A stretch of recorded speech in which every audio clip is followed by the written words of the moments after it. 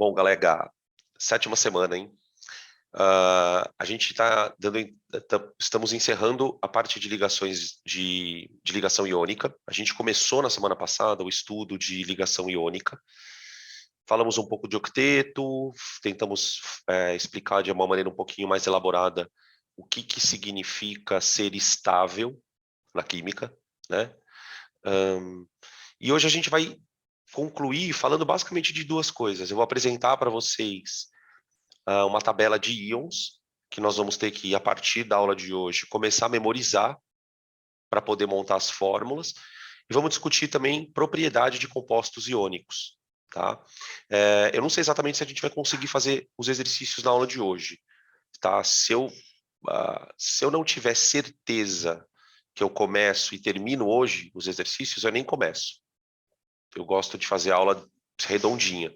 Então, começar exercício agora para terminar na próxima aula não vai rolar. Até porque, né, como a gente está com a semana dividida em duas frentes, a aula dessa semana, a segunda aula, né, ela vai dar continuidade a mol. Então, hoje é ligação iônica, né, e a próxima aula é a aula de mol. Então, se eu perceber que eu não vou dar conta de fazer os exercícios todos hoje, aí a gente deixa para a semana que vem, tá bom? Outra coisa, para quem estiver assistindo aula ao vivo, gravada, né? Agora, no dia 8/4, sexta-feira, nós teremos uma aula extra. Uma aula extra. Por que eu vou fazer algumas aulas extras? Para que nós tenhamos uma margem de segurança caso haja algum problema no final do ano, tá? E eu também já estou prevendo que no dia 19 pode ser que eu não tenha como dar aula para vocês na terça-feira à noite. Pode ser, não é certeza, mas então eu já estou prevendo essa possibilidade, então já na sexta-feira agora, 8:30 da manhã, eu sei que é um horário bem ingrato, tá? Mas como é feriado aqui em Cuiabá, a gente não tem, a priori não tem nada, né? Então eu vou pegar uma aula extra pra gente, tá? Então tá lá no cronograma do Slack já tá anotado qual é o assunto da aula, tá? Bom, acho que esses são os recados da semana. Então a gente pode continuar falando de ligação iônica. Na semana passada, deixa eu voltar um slide aqui. Aqui. Nós encerramos a aula com esse slide aqui. Esse slide, na verdade, ele explicava para a gente como é que a gente monta fórmulas e como é que a gente entende o conceito de ligação iônica.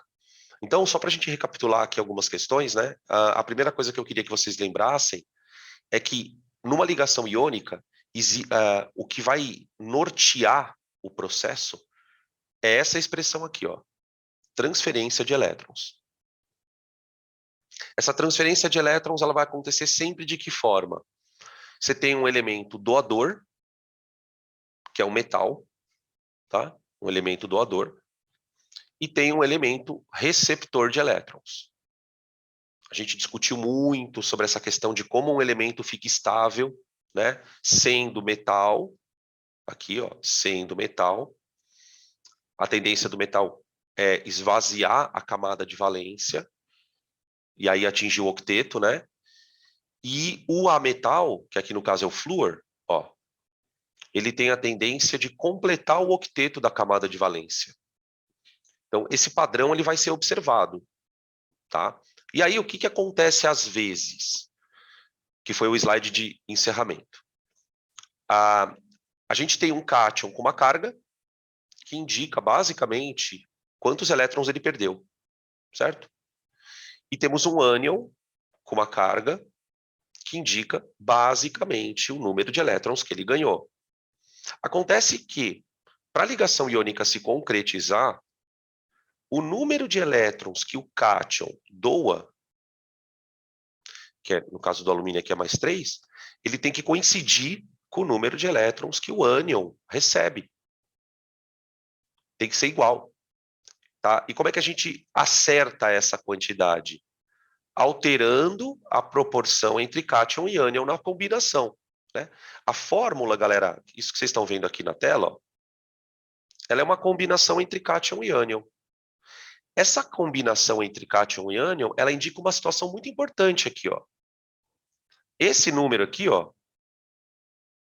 ele indica a proporção entre cátion e ânion. Proporção cátion-ânion.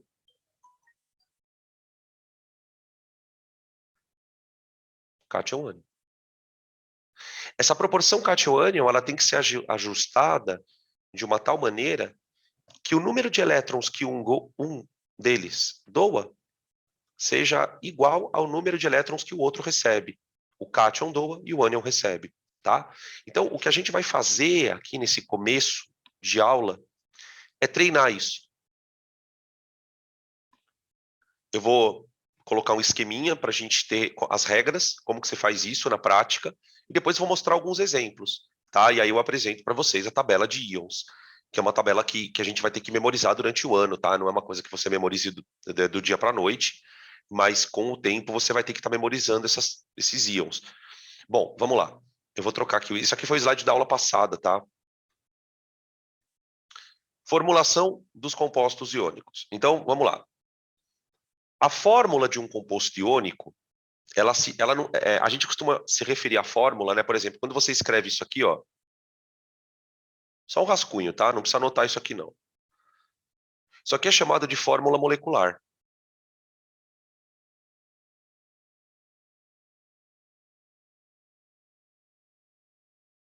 Fórmula molecular.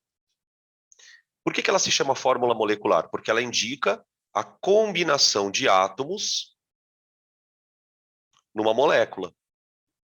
Só que nós vamos discutir na aula de hoje, dentre outros assuntos, que composto iônico não é molécula.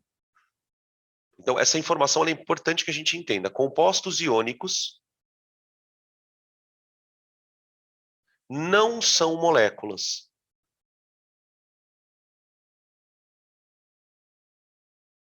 E aí, né, o pessoal pode falar assim, peraí, Danilo, você está querendo me dizer que o composto iônico não é molécula, então ele é o quê? A gente vai discutir daqui a pouquinho. Mas por que é importante você ter essa frase guardada? Porque você nunca pode usar o termo fórmula molecular para um composto iônico. Jamais. Você não pode, tá errado eu usar, tá? Ah, mas então se eu não vou falar fórmula molecular, eu vou falar o quê? Você vai chamar essa estrutura, né, que a gente costuma dizer fórmula molecular, de íon fórmula. Íon fórmula.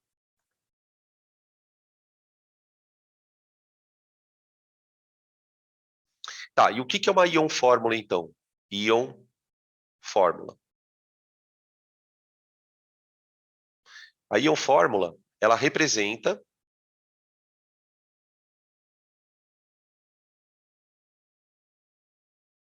a, vamos destacar aqui, menor proporção inteira, ela representa a menor proporção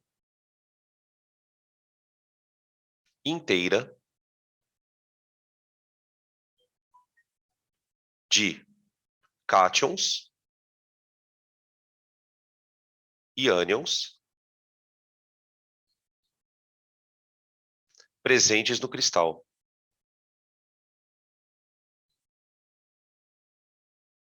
Eu vou mostrar para vocês um slide que vai ajudar vocês a entenderem essa frase. Tá?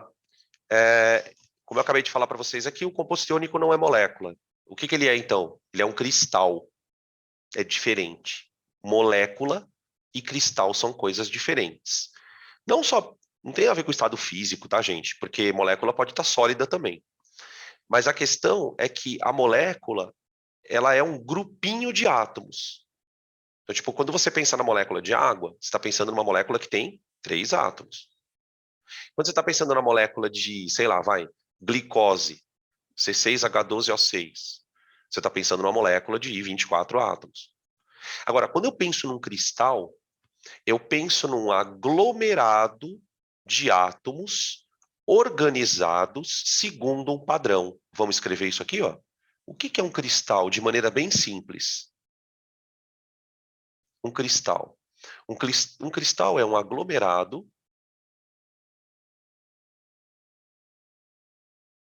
de átomos. Aqui eu vou usar uma expressão que vai me ajudar a definir, eu vou chamar de cristal iônico, tá? Porque existem outros tipos de cristal.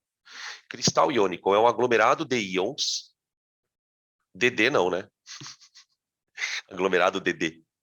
Um aglomerado de íons organizados numa estrutura 3D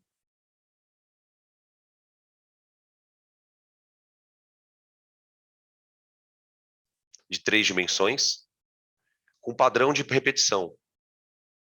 Com padrão de repetição. Então, eu vou te convidar a fazer um exercício mental. Tenta imaginar um grãozinho de sal. Imagina você vai lá na cozinha, pega lá um grãozinho de sal. Só um grão. E imagina que nós pudéssemos olhar para esse grão de sal. Por que eu estou usando o sal como exemplo, né? Você pensou, peraí, Danilo, explica direito o que você está falando. Porque sal é um composto iônico. Qualquer tipo de sal. Tá? O cloreto de sódio, bicarbonato de sódio, são compostos iônicos. Então, quando você pensar num composto iônico, pense em sal, pra você entender. Se eu pegasse um grãozinho daquele e pudesse observar a estrutura microscópica desse grão, o que eu enxergaria? O que eu enxergaria? Eu enxergaria um cristal. Ah, mas espera aí, o que é um cristal? Vamos dar uma olhada aqui. Vem cá. Espera aí. Espera aí, espera aí, espera aí. Aqui, ó. Dá uma olhada aqui.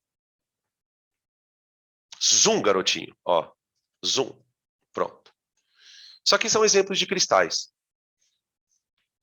Como vocês podem observar, o cristal é como se fosse, entre aspas, uma gaiola tridimensional. Na verdade, o que vocês estão vendo nessas 4 imagens são células cristalinas. O que são células cristalinas? Cada tipo de cristal tem uma composição, óbvio, e mais do que uma composição, cada cristal tem uma geometria. Conforme os íons vão se aproximando, e eles se aproximam porque eles têm cargas de sinais opostos, né? Cátion, ânion. O cristal ele vai se organizando segundo estruturas especiais. Então você tem cristal cúbico, né? Esses dois aqui da esquerda, o cloreto de césio e o cloreto de sódio, eles são cristais cúbicos. Você tem cristais com outros padrões, como por exemplo hexagonais, sulfeto de zinco, fluoreto de cálcio, né? Eu tô começando uma fase na minha vida, assim, tipo, de estudo, que eu tô começando a estudar cristal, assim. Eu tenho me interessado por pedra. Comecei a me interessar nos últimos meses, assim, 6 meses para cá. E eu tenho começado a entender, assim, a ler um pouco sobre pedra. E é muito louco, né? Porque cada tipo de pedra, né?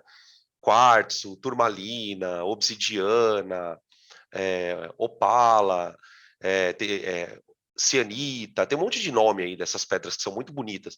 Cada uma delas tem uma cor própria, são compostos iônicos também, né? Eu estou usando o exemplo de pedras porque eles são cristais e são iônicos. E a cor do cristal, ela está muito associada ao tipo de íon que você tem lá dentro. Né? Então, por exemplo, existem sais, assim como pedras, né? Existem sais que são coloridos. Né? Por exemplo, sais que contêm cobre na fórmula são azuis. Sais que contêm dicromato, por exemplo, são laranjas. Enfim, e por aí afora.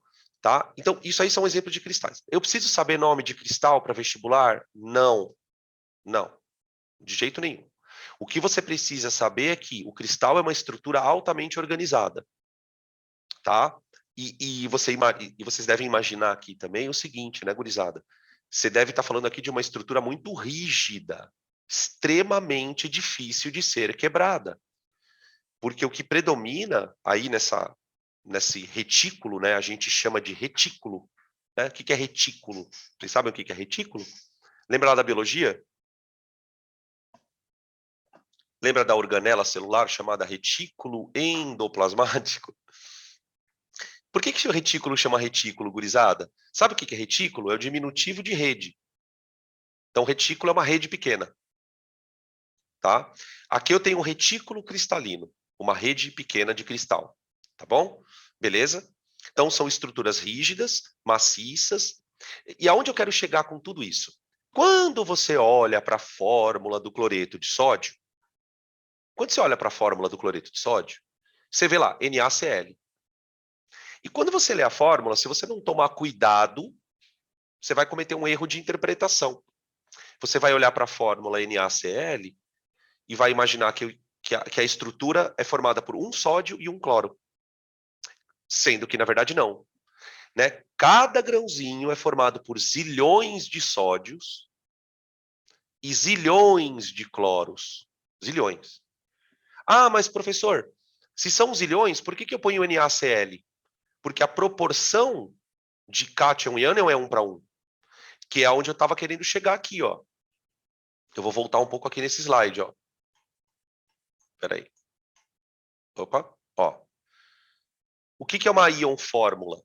Uma íon fórmula, ela representa a menor proporção inteira de cátions e ânions. Então, por exemplo, vamos pegar aqui situações, vai. Exemplo.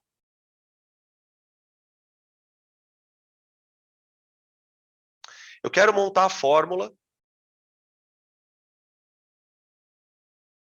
do composto iônico formado pelo íon cálcio e o íon cloreto. Ah, professor, então o cálcio ele tem carga mais 2. Então, o que significa ter carga mais 2? Significa dizer que eu tenho um íon que se estabilizou porque perdeu 2 elétrons. Né? O cálcio ele se estabiliza porque ele perde 2 elétrons.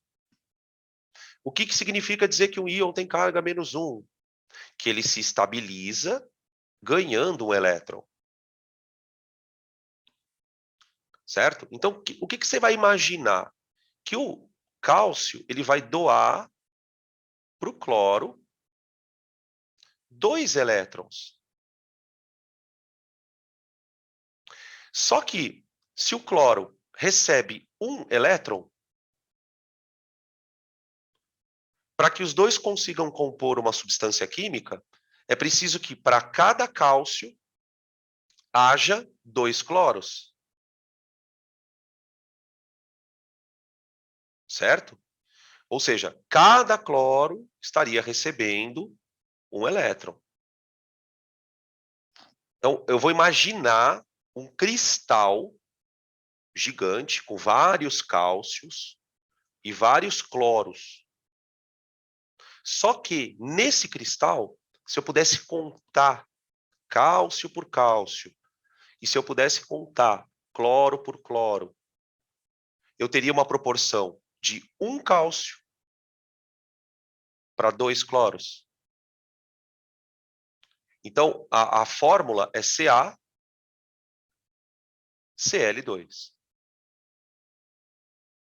CaCl2. Certo? Tá? Ou seja, não é que eu tenho só 1 cálcio e 2 cloros. Eu tenho zilhões ali no cristal. Só que a proporção é 1 para 2. Tá? Toda vez que as cargas forem diferentes, né, em termos de valores, né, e não em termos de sinal, porque sinal sempre vai ser diferente. Mas toda vez que a carga tiver diferença de valor, você vai ter que fazer esse acerto. Né? O que os professores normalmente costumam fazer para economizar tempo? Falar assim, olha, galera, quando você tiver que montar a fórmula do composto, o que você faz? Você vai pegar a carga do cátion e vai transformar ela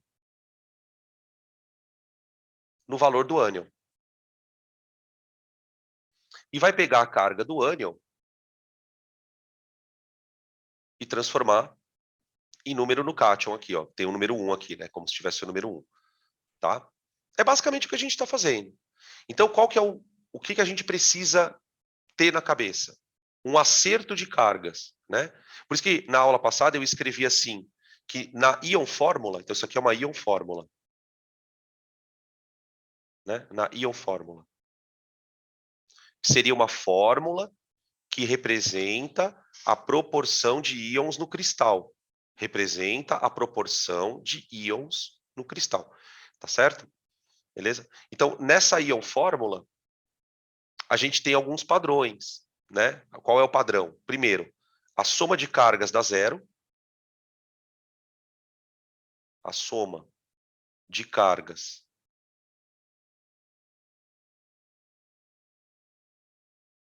vale zero.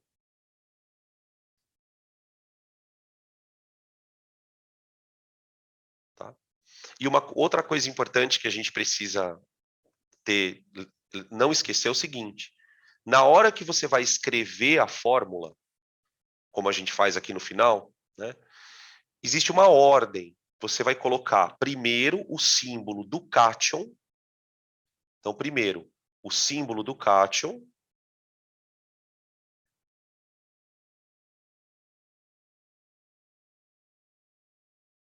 Tá? E depois o símbolo do ânion. Símbolo não. Símbolo do ânion.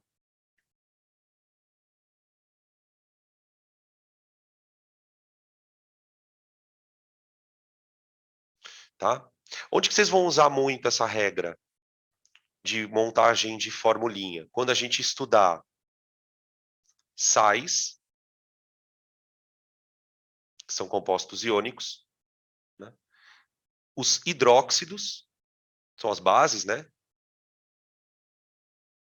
NaOH, AlOH3, KOH, né? E alguns óxidos. Essa parte aqui é uma parte bem densa de conteúdo, né? A parte de compostos inorgânicos.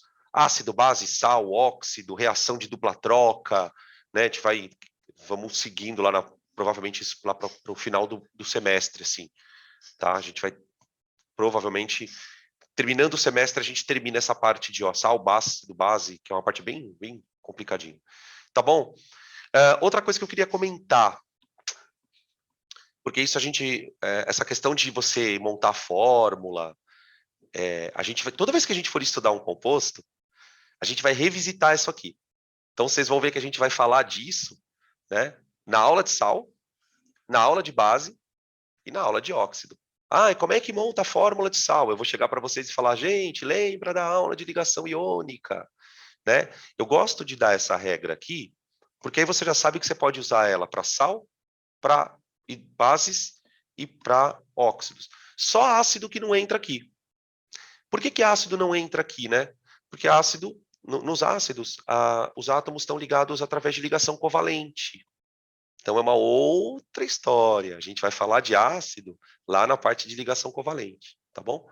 E outra coisa que eu queria comentar, então, para a gente passar para os exemplos, é o seguinte: como é que eu dou nome para o composto iônico?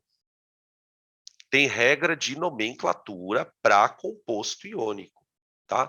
Vocês vão perceber que essa regra, ela se aplica em sal, em base e em óxido, tá? A regra é a mesma, só que cada uma vai ter lá a sua particularidade. Mas, de maneira geral, como é que o nome do composto iônico é dado? O nome. É muito estranho, né? Para quem lembra, sabe que é estranho. Por quê? Porque na hora de falar o nome do composto, você vai falar cloreto, você não vai usar a palavra cloro. Isso é uma coisa muito característica de composto iônico, tem uns nomes estranhos. Cloreto de cálcio. É como se você pronunciasse o nome de trás para frente, em relação à fórmula, né? Na hora de escrever a fórmula, você escreve o positivo, depois o negativo. Só que no nome, você vai fazer o contrário. No nome é nome do ânion,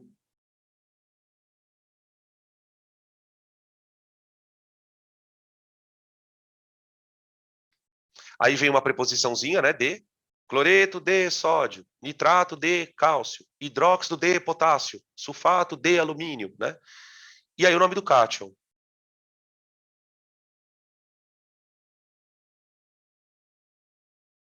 Nome do cátion. Tá? Aqui, a gente tem de novo uma questão chata, que é a seguinte: decorar nome. Né? Principalmente o nome do ânion. Vocês vão perceber que o nome do ânion é que pega mais. O cátion é mais tranquilo. cálcio, ferro, sódio, né? Agora, lá no ânion você tem, só para citar um caso, né? Cloreto, clorito, clorato, perclorato, hipoclorito, tudo com a palavra cloro. Estou citando um exemplo, né? Com enxofre, por exemplo, você tem sulfeto, sulfato, sulfito. Né? Com nitrogênio, você tem nitrato, nitrito. Então, a nomenclatura de ânion ela é um pouquinho mais truncada. Né? Na aula de hoje, eu vou apresentar pela primeira vez, né, para vocês uma tabela com esses íons. E aí vai ser legal você olhar para essa tabela e ver o quanto você já sabe disso.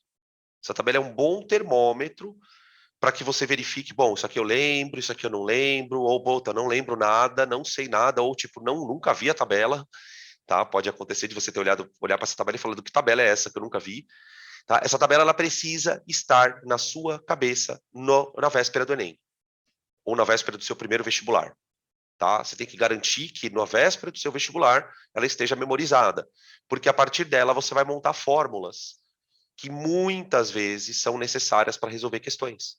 Né? Por exemplo, quer ver uma situação em que frequentemente você tem que montar fórmula? Quando você precisa montar uma reação química, por uma questão de cálculo estequiométrico, ou por uma questão de titulação, ou por uma questão de balanceamento, por uma questão de oxirredução. Então, assim, muitas vezes a questão em si, ela nem é de composto iônico. Provavelmente você não vai encontrar uma questão de composto iônico no vestibular. Até tem, mas é muito raro. Mas você vai precisar dessa habilidade de montar a fórmula para poder resolver outros problemas mais complicados, tá? É nesse sentido que tem que tomar cuidado, tá? Então eu vou mostrar para vocês aqui. Será que eu monto? Eu vou fazer o seguinte. Eu vou mostrar primeiro exemplos e depois eu mostro a tabela, pode ser? Acho que fica melhor. Deixa eu ver aqui. Isso.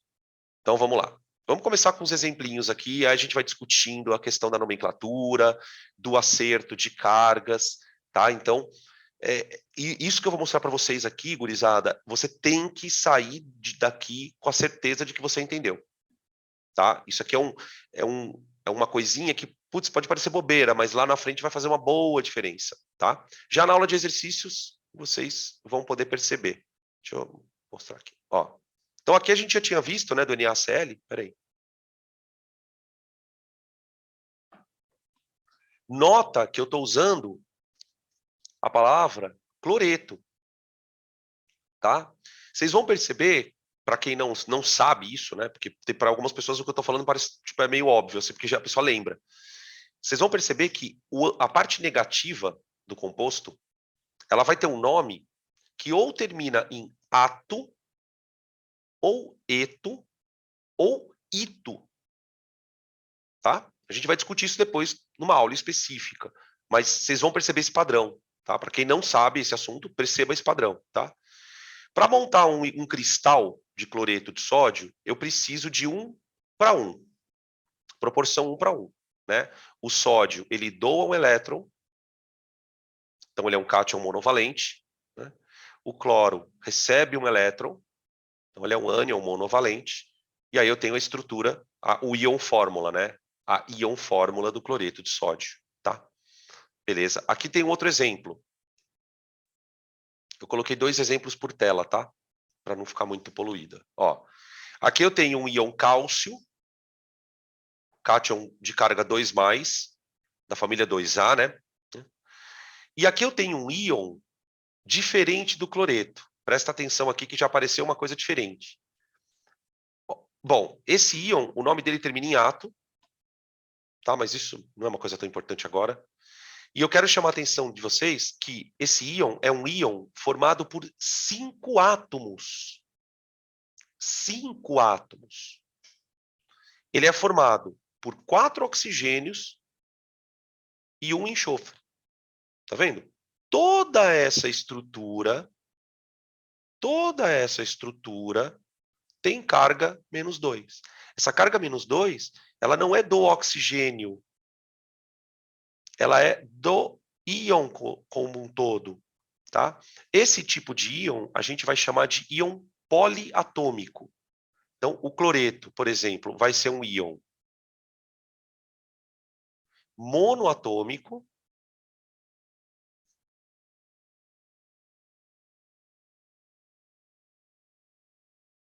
são mais fáceis da gente memorizar. Os íons monoatômicos são bem mais fáceis da gente memorizar. E esses íons chatos aqui, que são os íons poliatômicos.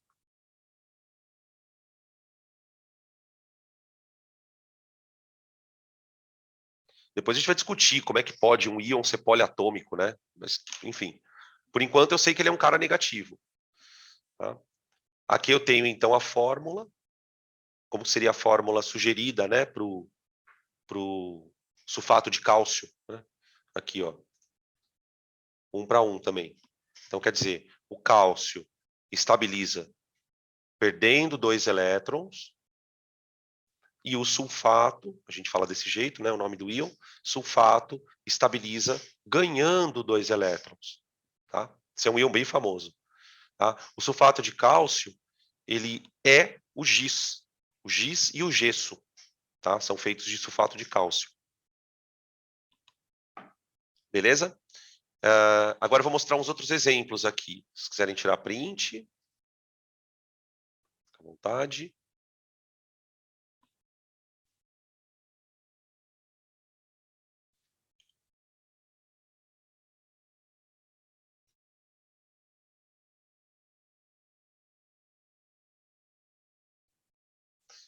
Olha aqui, ó. Olha aquela coisa que eu falei para vocês aqui já da confusão, né? Só para vocês sentirem o naipe do negócio.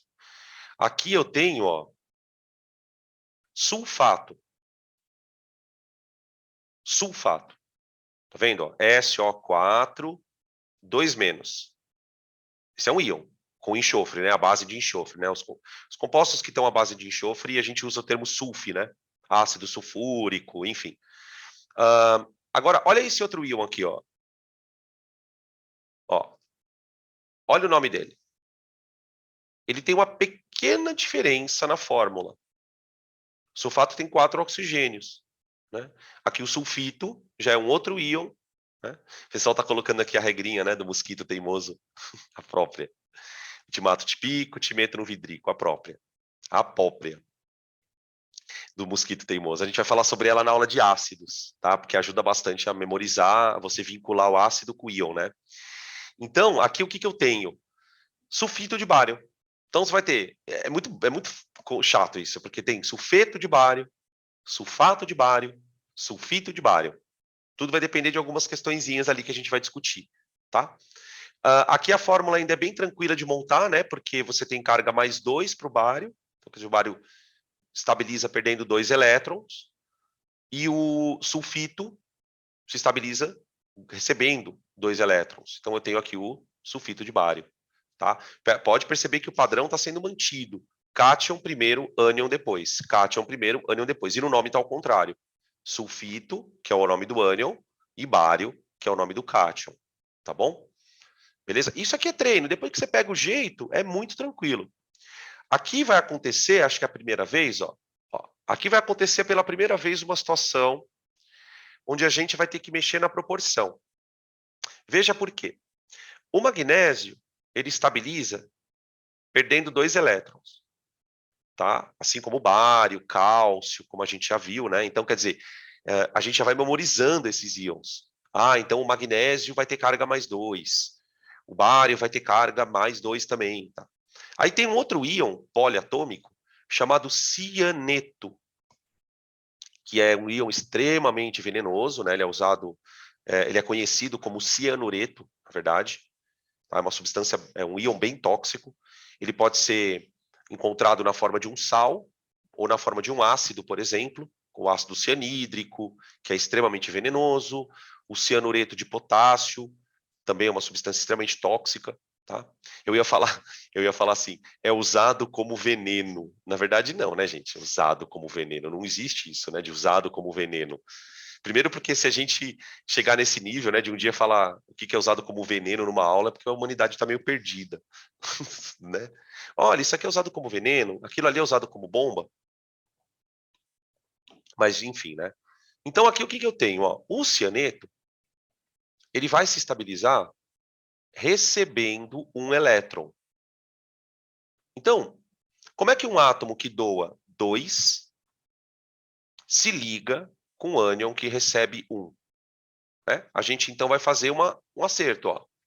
Você vai montar uma estrutura onde, na tua combinação, você tenha um magnésio e 2 cianetos. Um magnésio e 2 cianetos. Veja as cargas que estão sendo trocadas, entre aspas. Tá vendo? Então, olha o que vai acontecer agora. Na fórmula, eu tenho que dizer que o cianeto se repete 2 vezes, certo? Ele está combinado na proporção de 2 para 1 com magnésio, certo? Então, a IUPAC, né, que é quem organiza esse sistema de nomenclatura, tal, o que a IUPAC padroniza? Assim, ó. Quando você tiver que deixar claro que um íon se repete, e esse íon tiver 2 átomos, assim, ó, como você está observando aqui na figura no rosinha, ó, você tem que colocar isso entre parênteses, para dizer que tudo que está lá dentro está se repetindo 2 vezes, tá? Qual é o desafio que você tem que acostumar teu cérebro? É olhar para isso aqui, ó, olhar para isso aqui e lembrar das cargas, tá? E lembrar das cargas. Tudo bem? Beleza? E aí, então você tem o cianeto. Aqui, ó, a terminação eto, tá vendo, ó? Tem ato, eto e ito. A história do mosquito teimoso aí que a Camila lembrou. Tá bom, gente? É bem tranquilo esse assunto, né? Esse é um daqueles assuntos que a gente dá uma, né, ufa, tá? Vamos devagar, né? Se fazer um comentário sobre essa questão, né? Eu não sei se vocês lembram que durante o curso eu já falei algumas vezes, né, sobre essa questão de por que eu tenho que montar um horário semanal? Porque as semanas elas vão mudando. Então, por exemplo, a gente está numa semana onde a aula de química ela é mais tranquila. Tipo, ligação iônica é um assunto menos pesado. Agora, quando a gente vai para a física, a gente entra em movimento circular, que já é um assunto meio espinhoso. Por outro lado, na outra aula de física, a gente já tem um assunto super tranquilo que é propagação de calor na aula de hoje. Então, é importante vocês terem um horário de estudo que seja montado semana a semana, que não seja um horário engessado, né? Então, por exemplo, uma sugestão que você pode usar para fazer o teu horário de estudo seria fazer assim, que eu já tinha falado na semana passada, né? Dividir o horário em 2 blocos. Um você estuda um assunto, o outro você estuda outro. O que você pode também fazer é dividir o teu horário em 2 blocos. Então, vou estudar 2 vezes física por semana. Vou estudar 2 vezes física e 2 vezes química. Mas estudar intercalado. Então, tipo, essa semana eu só estudo essa parte, ligação. Aí na semana que vem eu estudo mol. Aí na outra eu estudo, entende? Você divide em frentes como a gente está fazendo. Então são sugestões aí, tá? Vamos lá, vamos para a próxima. Aqui. Olha um outro famoso aqui. Então, putz, essa pergunta, na verdade, é a pergunta que a gente vai discutir lá na frente, né? A pergunta foi a seguinte, que fizeram aqui, ó. Como é que eu sei se a fórmula termina com ito, ato ou eto? Depende da carga? Não. Puta, é muito complicado, mas eu vou tentar te explicar, porque tem uma aula para isso, tá? Então, tipo, a primeira coisa que eu preciso te dizer, para te deixar tranquilo, é o seguinte: você não precisa saber isso agora. Não é a hora de saber isso. Mas só para você saber, para eu saber o nome do íon, eu preciso lembrar de onde esse íon vem. É muito bizarro isso. Eu preciso lembrar de onde esse íon vem.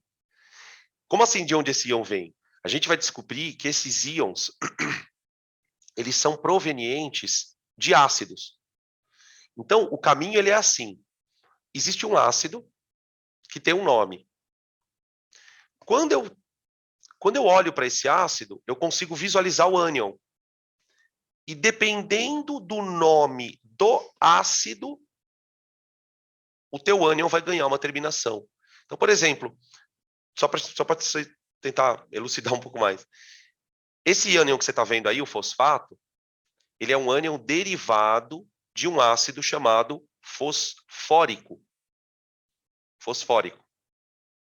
Esse outro ânion aqui, ó, deixa eu voltar um pouco aqui. Quer ver esse outro ânion aqui, ó?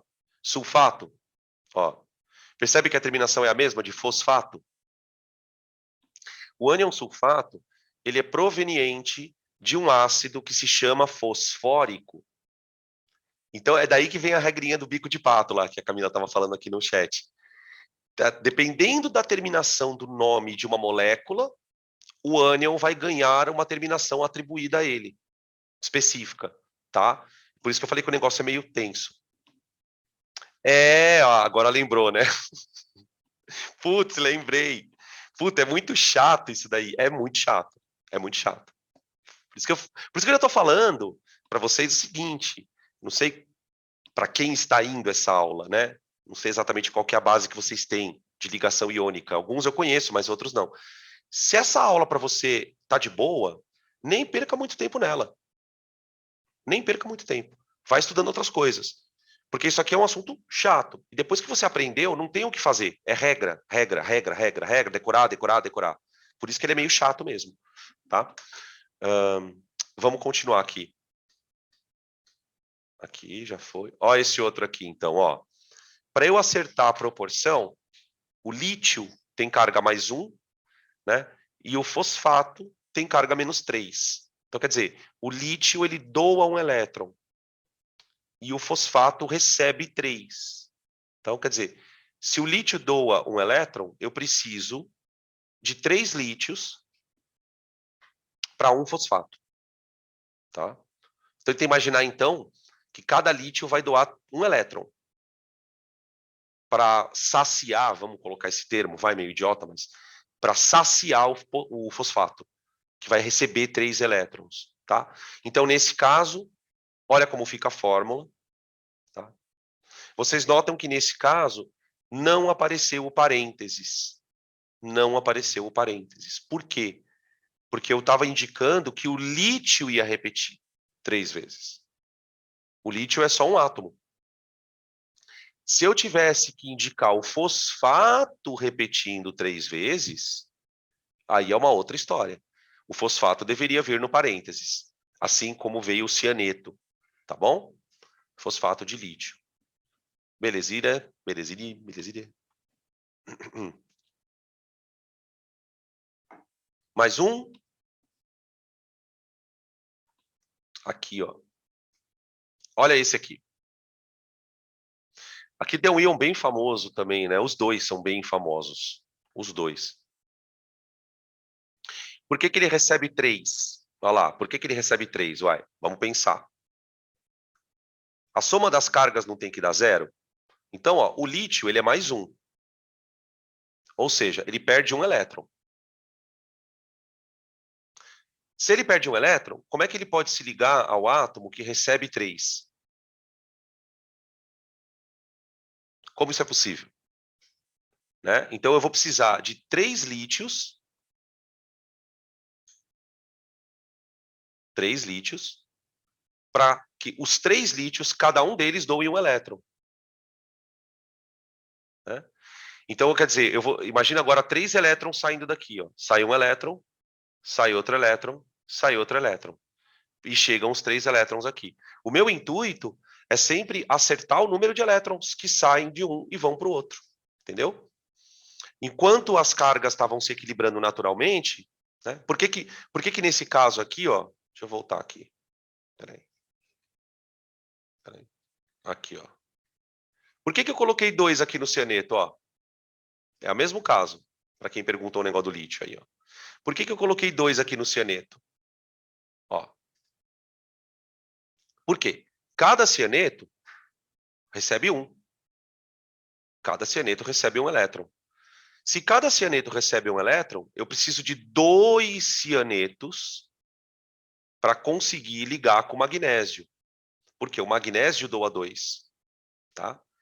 Então, ou o que a gente costuma dizer, né, na aula, de maneira mais resumida, ó, a soma das cargas está dando 0? Você tem um íon de carga mais 2, um íon de carga mais 2, e tem 2 íons de carga menos 1. 2 íons de carga menos 1. Então, se a soma das cargas dá 0, significa que esses valores que você está observando aqui, ó, em amarelo, são os valores da fórmula. Tá? É o mesmo caso do outro aqui. Deixa eu voltar ali. Espera aí. Ali. Tá? Aqui, ó. Então, você tem isso, ó. Tenta fazer um esquema mental assim, ó. Você tem um lítio doando um elétron. Aí você tem um outro lítio doando o segundo elétron. E você tem o terceiro lítio doando o terceiro elétron. Cada elétron desse aqui vai ser doado para o fosfato.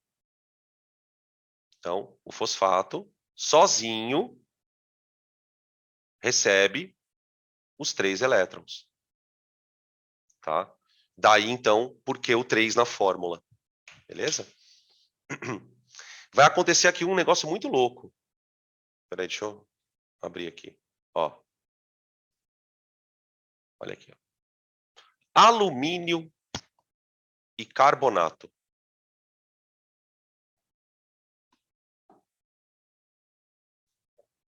Alumínio e carbonato. O alumínio doa 3. E o carbonato recebe 2. Então, como é que seria um cristal? Qual seria a proporção de íons, né, num cristal, onde o cátion é mais 3 e o ânion é menos 2? Então, você tem que acertar os números, né? Então, a gente vai fazer assim, ó. Eu vou colocar 3 alumínios. Espera aí. 3 alumínios não. 2 alumínios com 3 carbonatos. Vamos entender por quê. Por que 2 e 3, né? Ora, o alumínio é mais 3. Então, se eu pegar 2 alumínios,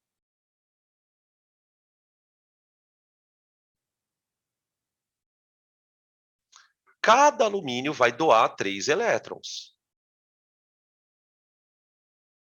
Então, quer dizer, ao todo, você teria 6 elétrons sendo doados. Confere? Tá. Por que 3 carbonatos? Bom, cada carbonato deve receber 2 elétrons. 2 elétrons. Se eu pegar 3 carbonatos, para me ligar com os alumínios, eu consigo receber os 6 elétrons. Cada carbonato vai receber 2, 2, 4, 6. Então, para que esses íons consigam formar um cristal, né, é preciso que eles se combinem na proporção de 2 para 3. 2 alumínios para 3 carbonatos. Tá? É muito interessante a gente perceber que essa combinação, né, ela é espontânea, tá, gente? A natureza faz isso. A natureza combina os íons de tal maneira que a soma de cargas dê sempre 0. É muito louco isso. Tá? Então, a gente, na verdade, a gente está observando um comportamento que a natureza exibe. Aqui não, a gente não pode cair na armadilha de perguntar por que isso é assim. Apesar de que tem uma resposta muito clara, né? Tipo, por que isso é assim? Isso é assim porque essa ligação é feita por transferência de elétrons. Então, é mais ou menos assim, né?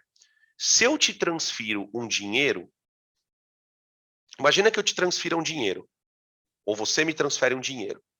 Se você me transfere um dinheiro, tua conta fica com valor menor, não é? Mas a minha conta aumenta. Então, o valor que sai da tua conta entra na minha. Então, quando a gente fala em transferir elétrons, a ideia é essa. Os elétrons saem do cátion e vão para o ânion. Então, se o cátion está perdendo 6, o ânion tem que ganhar 6. Se o cátion está perdendo 3, o ânion tem que ganhar 3. Mesmo que para isso você tenha que acertar essas proporções. Ficou claro isso, gente? Para quem ainda está com uma certa dúvida?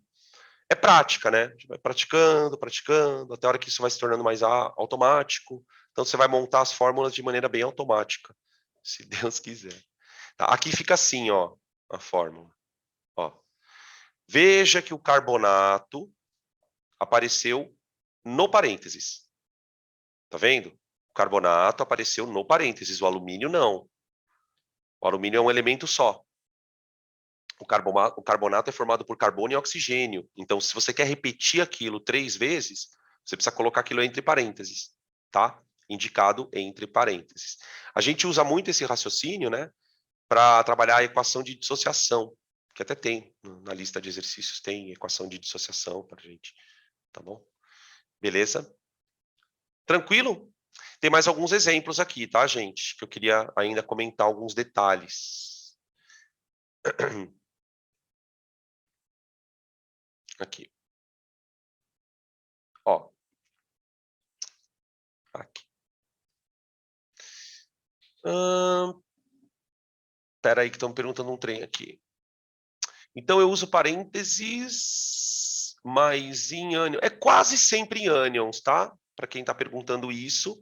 Eu vou te mostrar um caso onde você vai ter que usar em cation, tá? Tem um caso. Porque a maioria dos ânions, a maioria dos poliatômicos, são ânions. Você tem um cation que é poliatômico, pelo menos que a gente usa no ensino médio, tá? Já daqui a pouco eu te mostro, mas a ideia é essa. Uma outra coisa que eu quero comentar, gente, sobre a questão da nomenclatura, tá? E, ó, por favor, o que eu vou comentar agora não é que você tenha que saber, porque vai ter aula disso. Mas eu vou comentar porque eu estou dando a oportunidade para quem lembrar, falar, não, isso aqui eu já sei. Tem muitas vezes que quando você vai ler o nome de um composto, aparecem números no nome, tá? Por exemplo, aqui, deixa eu só fazer uma correção aqui, porque eu cometi um lapso aqui, peraí. Opa. Eu fui copiar um negócio. Espera um pouquinho aí.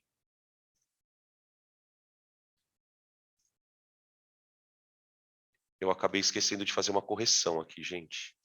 Só um minutinho. Agora que eu me dei conta aqui que tem um negócio escrito errado no slide. Aqui. Aqui. Acho que agora foi. Só corrigir aqui.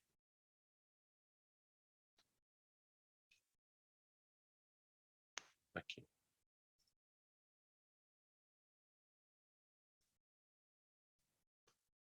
Pronto. Eu acho que agora vocês estão vendo a... Deixa eu abrir minha tela aqui de novo. Agora vocês estão vendo a tela de novo, tá? Ó, o que eu queria comentar com vocês é o seguinte. Em algumas situações aparecem...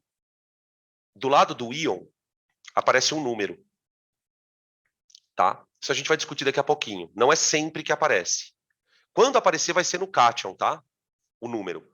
2, 3. Esse número ele é sempre escrito em algarismo romano. É um padrão, tá? Não é frescura, é um padrão, tá, gente? É padrão, tá? E ele vai indicar, na verdade, a carga do íon. A carga, tá? Ah, professor, mas por que que às vezes não aparece? Por exemplo, ó, aqui não apareceu. Tá vendo? Aqui também não apareceu. Tá? Isso aparece em algumas situações onde o átomo tem carga dupla. Como é o caso do ferro, tá? Depois a gente vai, na tabela, né? A gente vai voltar a falar sobre isso na tabela, tá? Então aqui aconteceu isso, ó. Eu vou ter um sal, né? Isso aí é um sal também, chamado nitrato de ferro 3. Você vai colocar o número da carga do ferro, tá? Como o ferro tem carga 3 e o nitrato tem carga -1, então a gente tem esta proporção aqui, ó. Para você combinar os íons e formar um cristal, né? Você vai ter uma proporção de 3:1. 3 nitratos para 1 ferro. Então aqui o nitrato ele vai aparecer na fórmula com parênteses, certo? Com parênteses, ó. Olha lá aparecendo. Nitrato de ferro 3. Eu não quero focar muito nessa questão da nomenclatura ainda, tá, gente? Porque eu quero só que você aprenda a montar a fórmula. O objetivo aqui é aprender a montar a fórmula, tá? Depois a gente explica por que que eu uso, no caso do ferro, o 3 e que outro ferro vai ser, tá? Aqui tem um outro íon bem famoso, que a gente vai falar sobre ele lá na parte de NOx. O íon permanganato, ou permanganato, né? Permanganato. Tá? Aqui eu vou formar um sal também, chamado permanganato de zinco. A carga do zinco é 2, do cátion, né? E o permanganato, que tem um átomo de manganês na estrutura, ó, MnO4, tá? Tem carga -1. Então, aqui nós temos a proporção de 2 para 1, né? 2 íons, 2 ânions, perdão, para um cátion. Tá bom? Ali. Beleza. Aí, esse vai no parênteses. Esse vai no parênteses. Tá? Esse aqui, ó. Olha lá. Permanganato de zinco. Tudo bem? Beleza? Até aqui, só voltando um pouco na pergunta que fizeram aqui 3, 4 minutos antes. Ah, então esse negócio do parênteses, Dan, que você tem que pôr, é no ânion que você coloca, como eu disse para vocês quase sempre. Para encerrar essa sequência de exemplos, eu queria colocar esse aqui, ó, que eu tinha falado agora há pouco. Ó. Esse cátion, ele é bem famoso, tá, gurizada? O cátion amônio. Não confundir com amônia, que é outra coisa, é uma outra substância, tá? Que é um cátion, ele tem uma carga positiva, ele é um cátion poliatômico, tá? Esse cátion, ele tem duas particularidades. Primeira, ele é um cátion poliatômico, isso é raro para cátion. E segundo, ele não é metal. Se vocês olharem os exemplos que eu coloquei até aqui, em todos eles, o cátion era metal. Sódio, lítio, bário, cálcio, ferro, zinco, né? Gente, por que metal forma cátion? Lembra da tabela periódica. Lembra da aula de teoria. Os cátions, os metais, não são elementos que têm por característica perder elétron. Então, você sempre vai encontrar num composto iônico um cátion que é metal, com exceção desse cátion aí, que é o amônio, tá? E aí, só para deixar mais confusa a história, olha lá quem apareceu de novo, o enxofre. Só que agora ele apareceu sem oxigênio. Ele tinha aparecido com 4 oxigênios lá no sulfato. Aqui ele já tinha aparecido com 3 e agora ele aparece sem oxigênio. Agora é o sulfeto. Olha lá. Aqui nesse caso, para quem perguntou aquela questão do parênteses, nesse caso aqui, o parênteses vai no amônio. Ele vai no 2, ó, no amônio, ó. Eu vou precisar de 2 amônios para zerar a carga do sulfeto. Olha lá. Sulfeto de amônio. Tudo bem? Acho que com esses exemplos a gente pegou bem a dinâmica, né? O que pega aqui? Decorar a carga, tá? Então, só para a gente fechar essa parte da discussão, gente, deixa eu escrever uma conclusão aqui do lado. Ó. Conclusão. Olha que conclusão louca. O composto iônico, gente, ele é formado por íon, por isso ele chama iônico. Ou seja, o composto iônico está cheio de carga elétrica. Cátion, ânion, cátion, ânion. Só que, na hora dessas cargas se combinarem, há um equilíbrio de cargas, certo? Então, o composto, ele tem cargas, mas ele é eletricamente neutro. Cada cristalzinho daquele que você pega para olhar, de sal, cada grãozinho, né, que não é um grão, mas cada pedacinho de cristal, é, na verdade, um conjunto de um monte de cargas que, por estarem juntas e se equilibrarem, formam um corpo grande, só que eletricamente neutro. Então, eu vou escrever assim, ó. Embora compostas por íons, que são partículas carregadas, né? Vírgula. Substâncias iônicas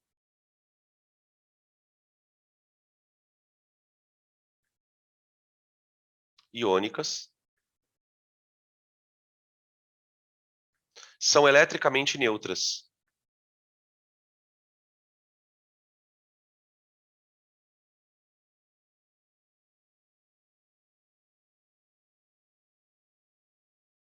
Neutras. Tá? Por que isso ocorre, né? Vou tentar explicar. Porque para formar os íons, teve que acontecer uma transferência de elétrons.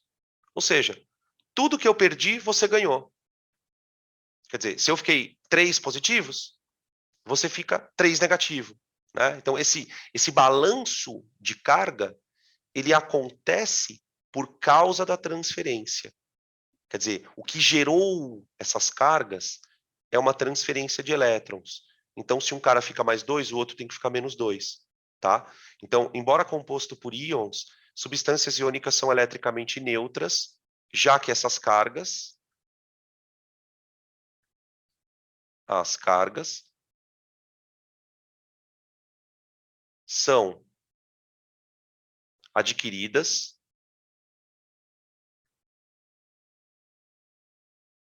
durante uma transferência de elétrons.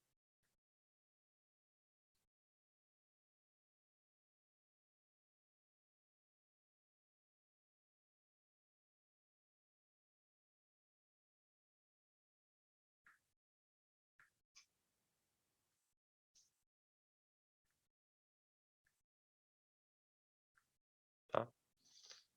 Então, essa frase ela é bem conhecida em exercícios de ligação iônica, né? Sobretudo exercícios que fazem julgar VOF, né? Tipo, olha, embora um composto iônico seja formado por cargas, ele pode ser considerado eletricamente neutro. Verdadeiro ou falso? Verdadeiro. Tá? A soma das cargas vai dar sempre zero. Tudo bem? Então, assim como vários corpos que nós temos à nossa volta, né, coisas que são macroscópicas, né, os compostos iônicos são eletricamente neutros, tá bom? Tudo bem, gurizada? Perguntas até aqui?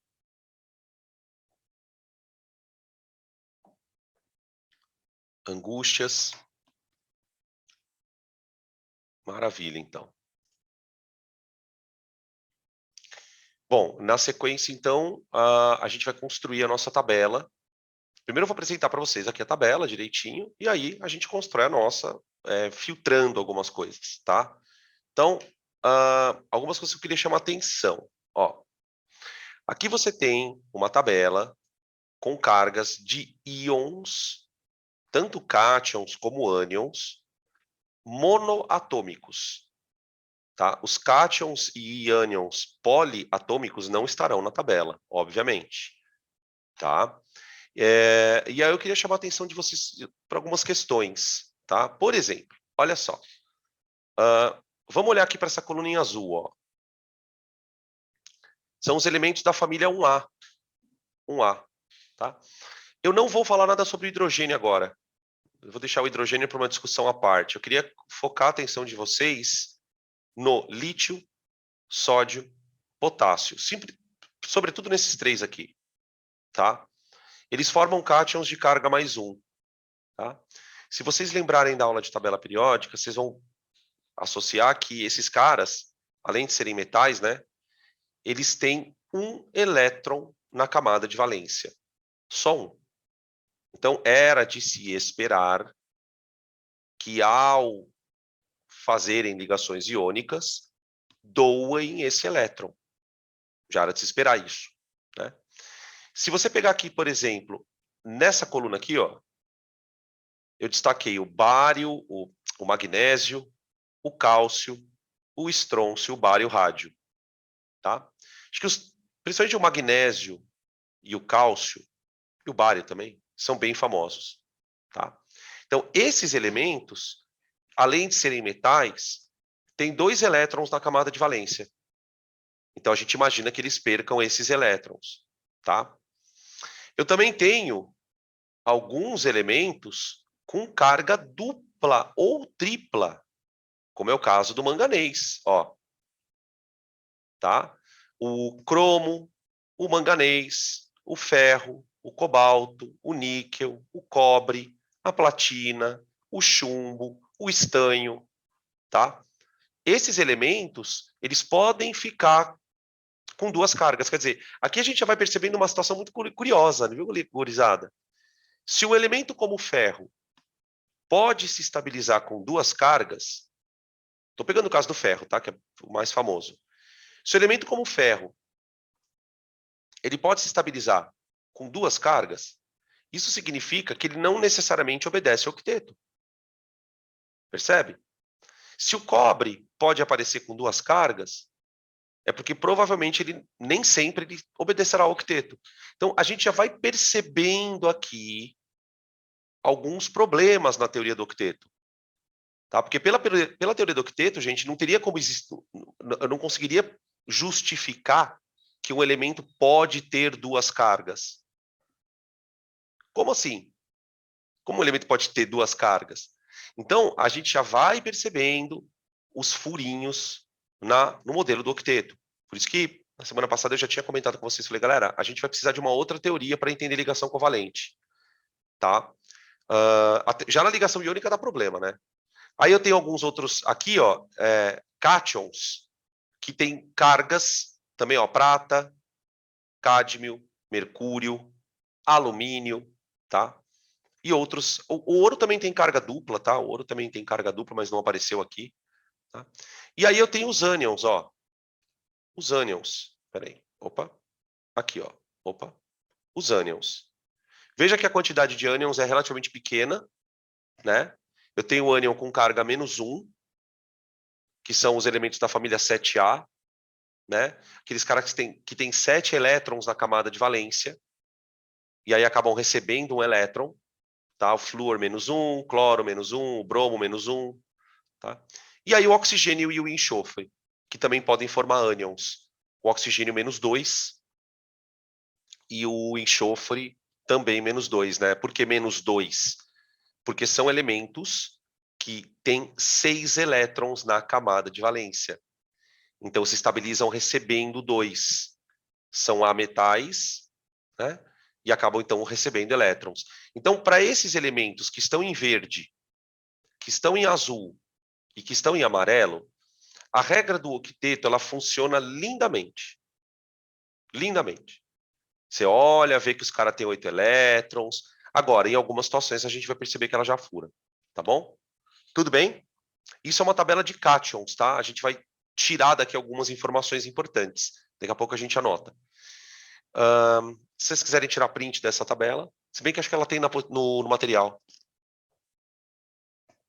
Eu não tenho certeza se ela está no material. Bom, de qualquer forma, está aí. Vocês tirarem print.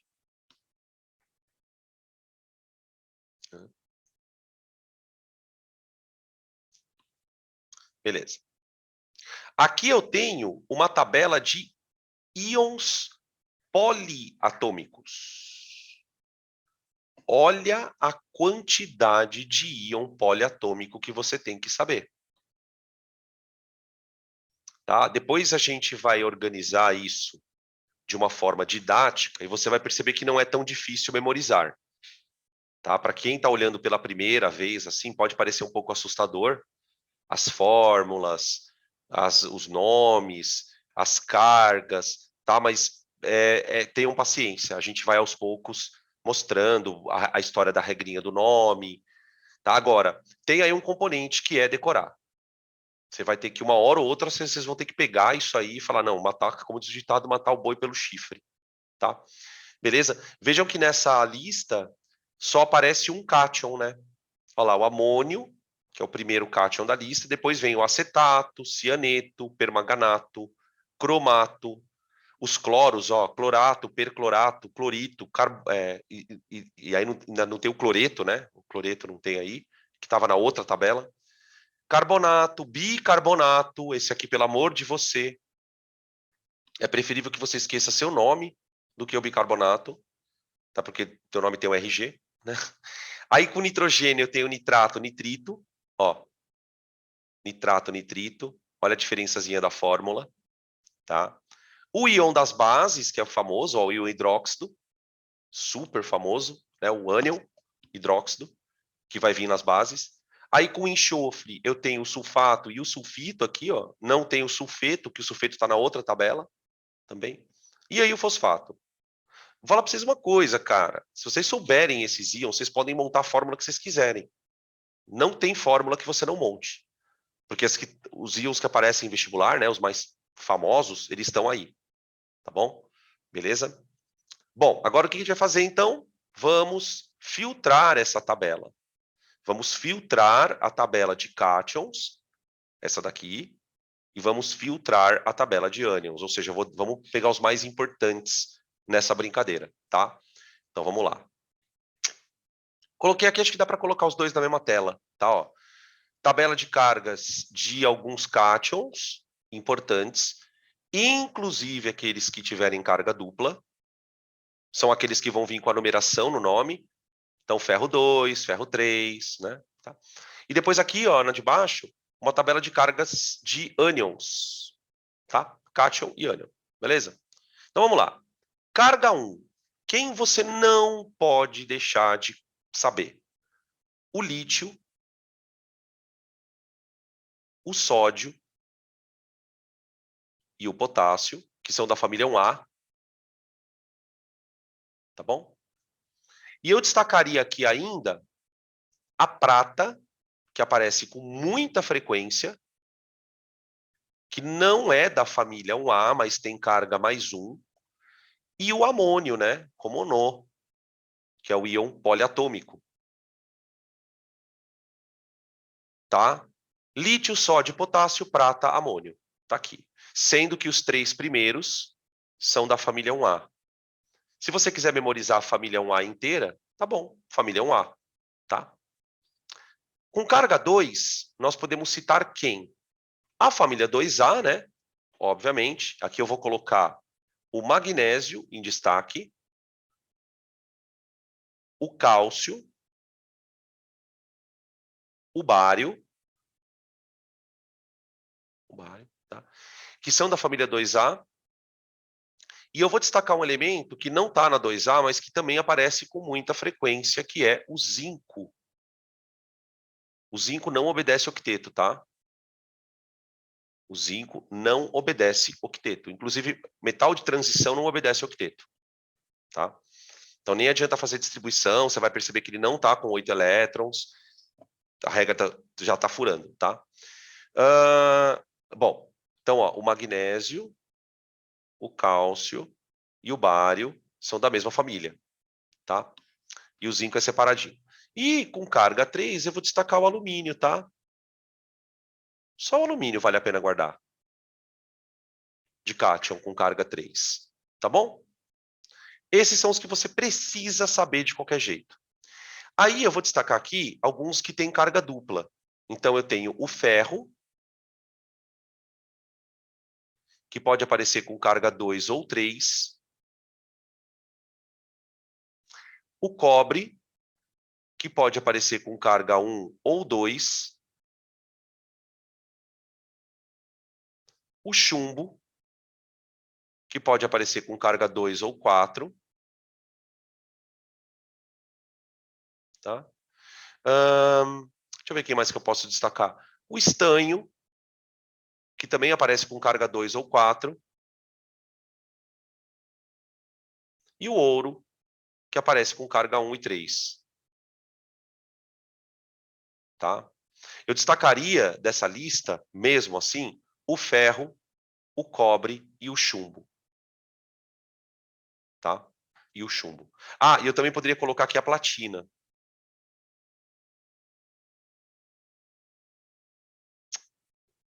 Perdão, gente.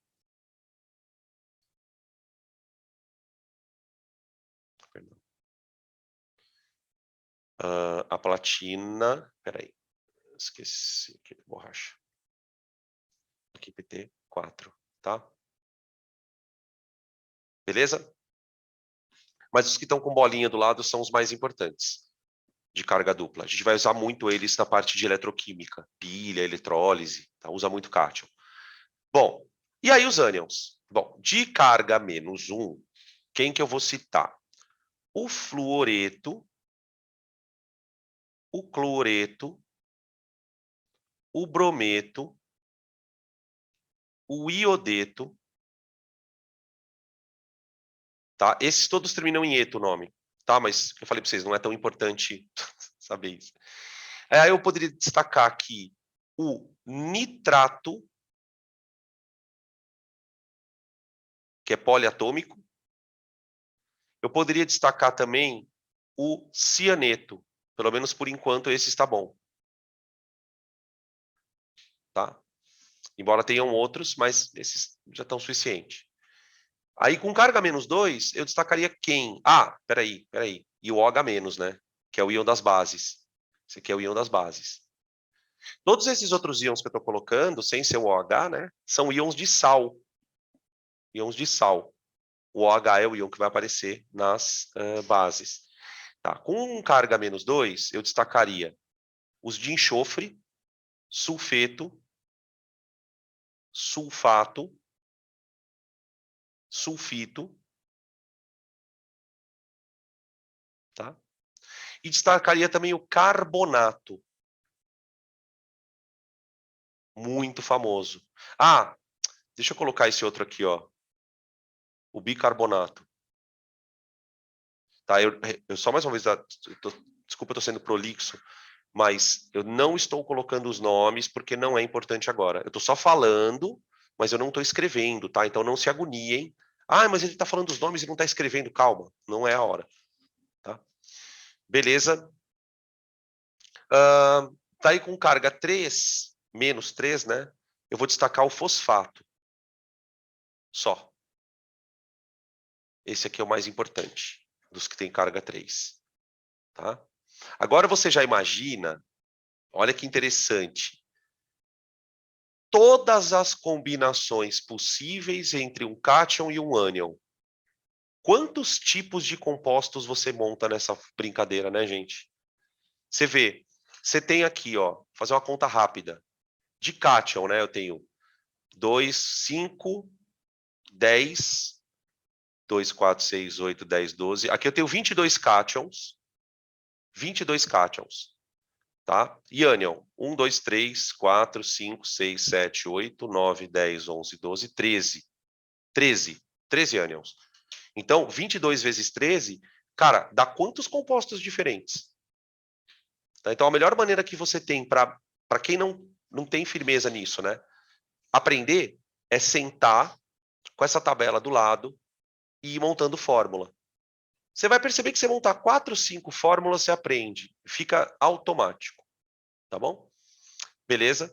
Uma dica também para quem está começando, né, nessa pegada aí de estudar para vestibular, você faz um compromisso com você mesmo.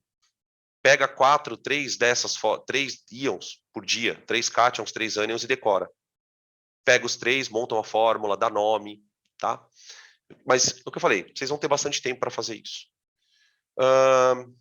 Deixa eu ver o que mais. Tá, então de íon acho que é isso, tá, gente? De íon é isso. Agora, para a gente encerrar, eu gostaria de falar um pouquinho do macroscópico.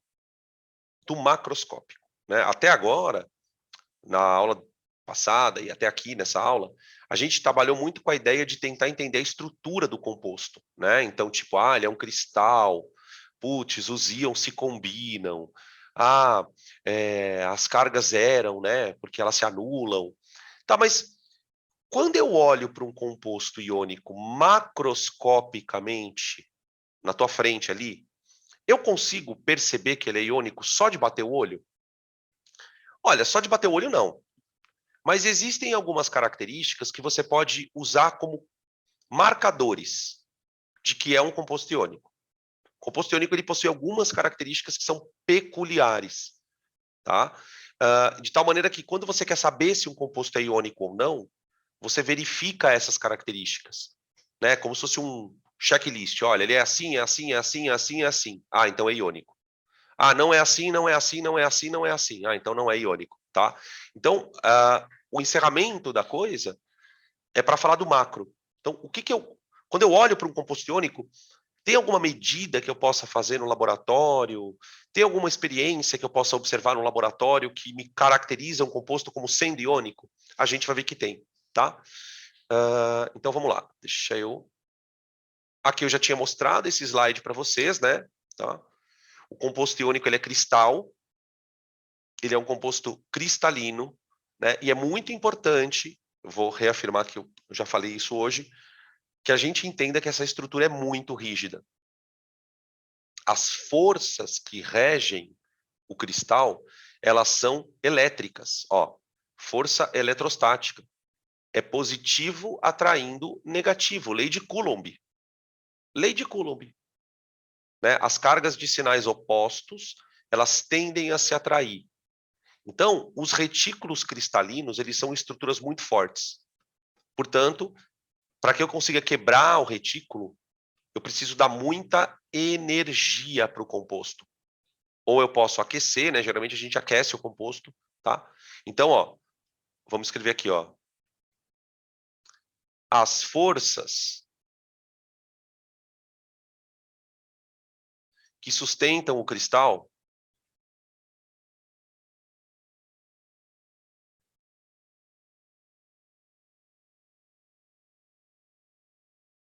que são as forças elétricas, né, de positivo e negativo, são de alta intensidade.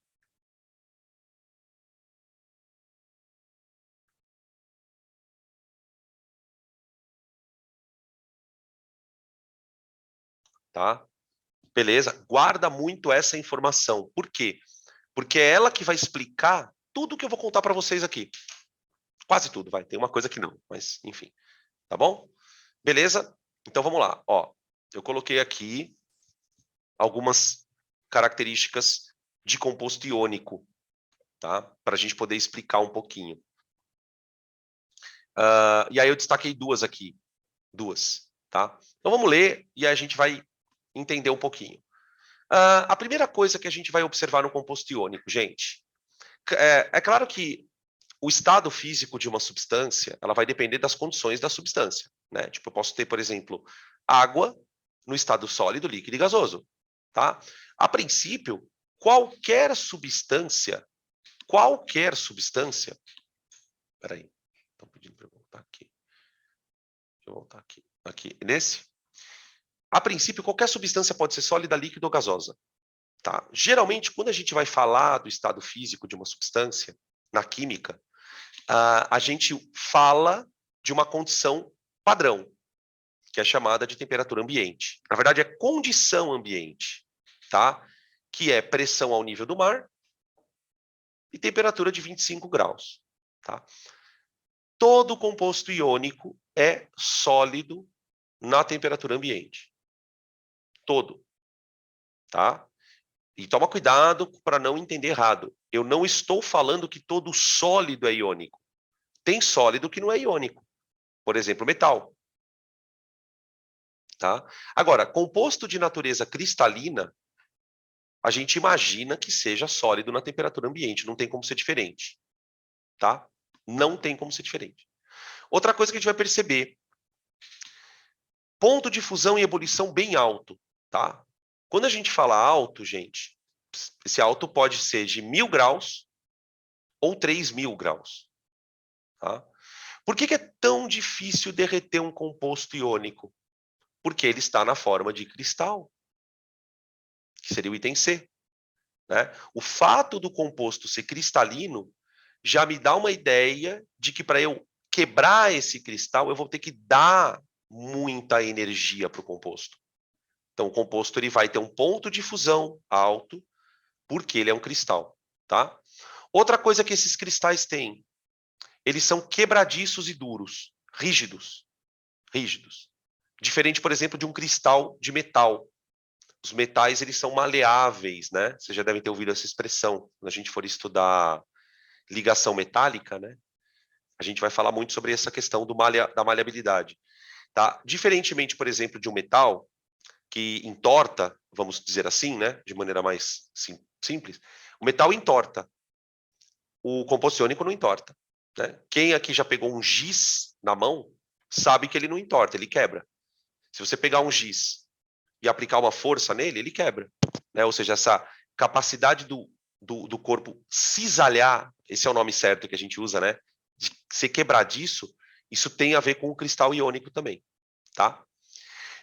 E talvez de todas as propriedades que a gente fale de compostos iônicos, talvez a propriedade E seja a mais explorada. A E seja a propriedade mais explorada. Né? Os compostos iônicos eles têm uma característica muito particular, bem particular. Por quê?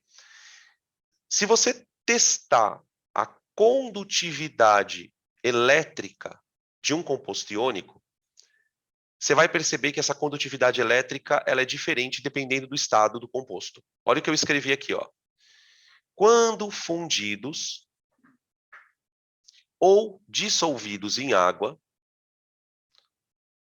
Então, veja, quando fundidos ou dissolvidos em água, são condutores de corrente elétrica.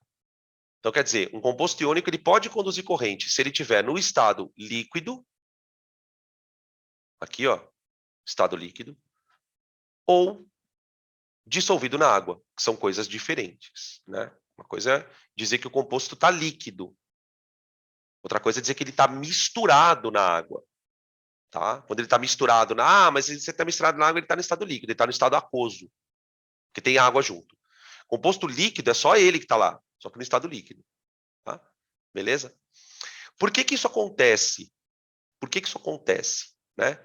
Isso tem a ver com a capacidade desses íons eventualmente se movimentarem. A partir do momento que um íon pode se movimentar, ele pode conduzir energia elétrica. A gente vai discutir muito isso lá na eletrostática, né? Por que que um íon conduz corrente? Como assim? Por que que um íon consegue conduzir corrente? Como assim conduzir corrente? Né?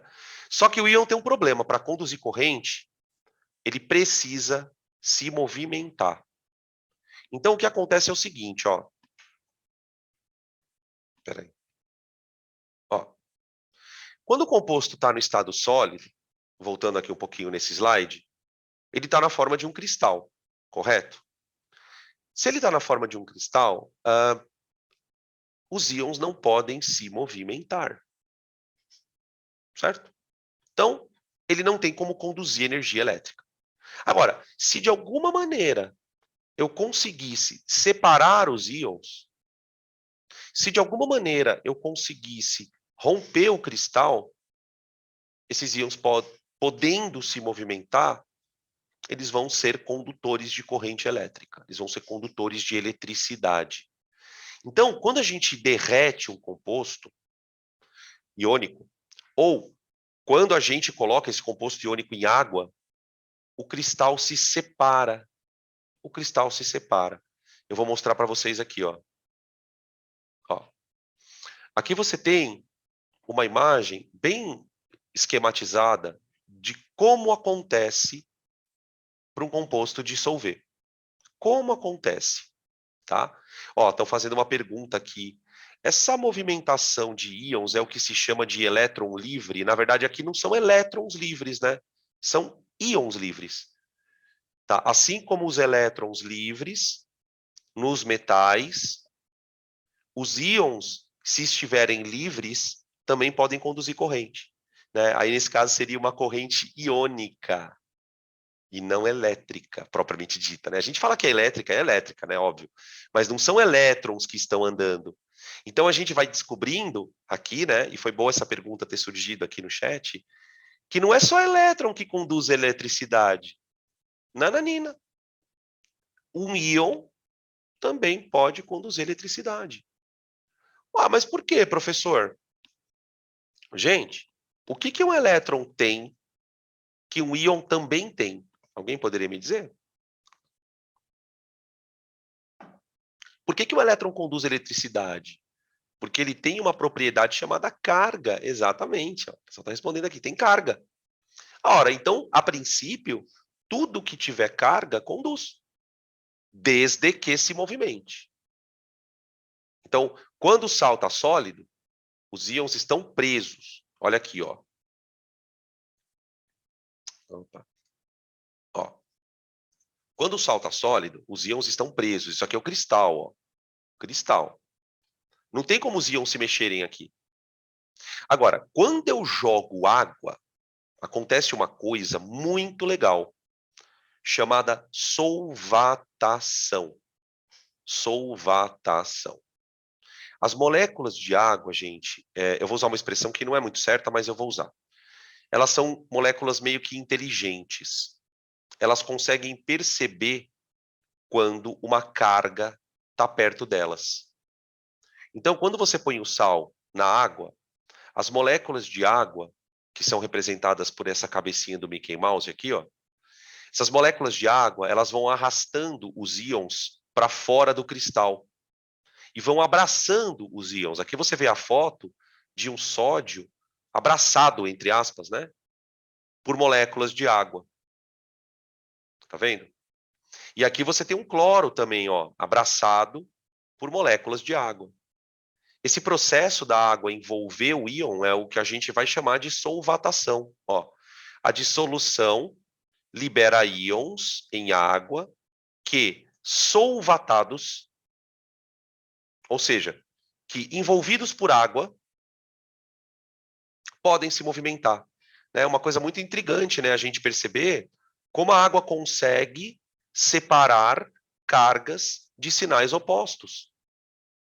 A água é um solvente muito poderoso.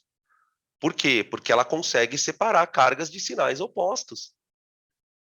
Né? Você joga o composto na água, ele dissolve.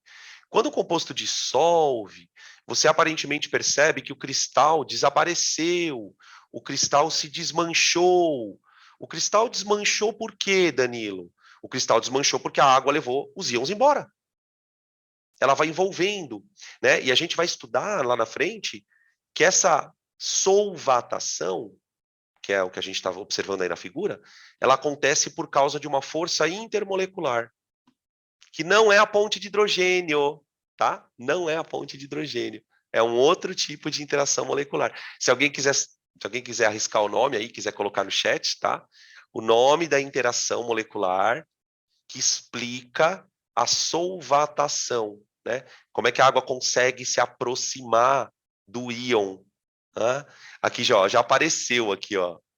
Os caras responderam aqui. Íon dipolo, exatamente. A interação se chama íon dipolo, tá? Que depois a gente vai estudar isso com calma. Percebe como é interessante a gente fazer esses links, né? Senão a aula de iônica fica uma aula muito boa. Peraí, okay. Fizeram uma pergunta aqui, mas eu não entendi a pergunta. Ela é mais forte, Dan? Ela quem? E é mais forte do que quem? Para eu poder entender a tua pergunta. Pelo que eu entendi, você está falando da interação íon-dipolo e da ponte de hidrogênio, será que é isso? Está comparando? Ah, tá, agora apareceu. A íon-dipolo é a mais forte das intermoleculares? É. Pasme você que ela é mais forte do que a ponte de hidrogênio, tá? E eu posso te explicar isso de uma forma muito simples. Vamos ver se vocês conseguem pegar a ideia. Porque a gente aprende na escola, e vocês talvez devem ter aprendido isso, que a ponte de hidrogênio é a mais forte. Né? E, de fato, ela é a mais forte. Só que ela é a mais forte quando você tem duas moléculas se atraindo. Quando você tem duas moléculas se atraindo, a ponte de hidrogênio é a mais forte. Agora, aqui nós temos uma interação um pouquinho diferente. Ela é uma força entre uma molécula, que é a água, e um íon, que é o sódio ou o cloro. Consegue perceber a diferença?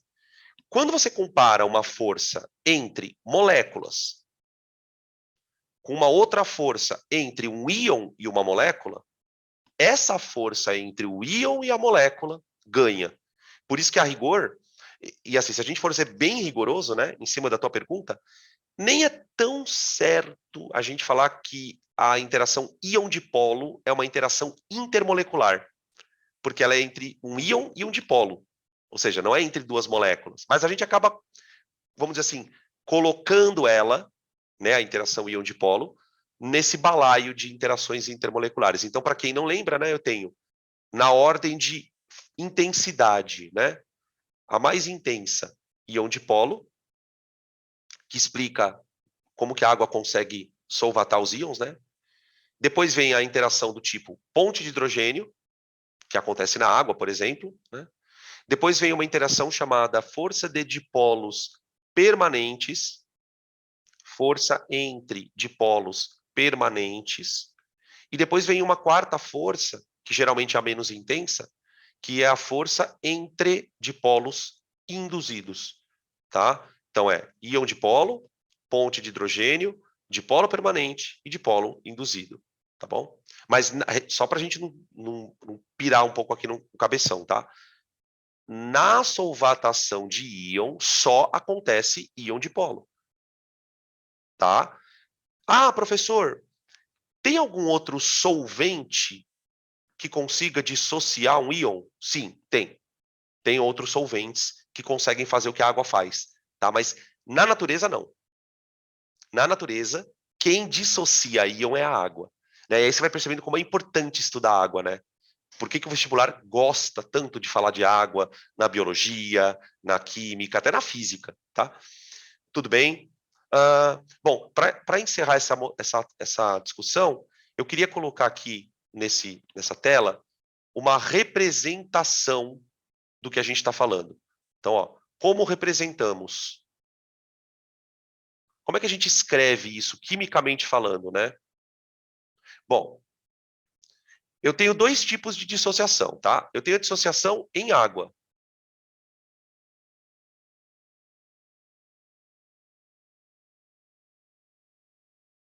Quer dizer, eu vou separar os íons, né, e até eu acabei, sei lá, acho que foi um lapso da minha parte, até peço desculpas, mas eu nem expliquei por que dissociação, né?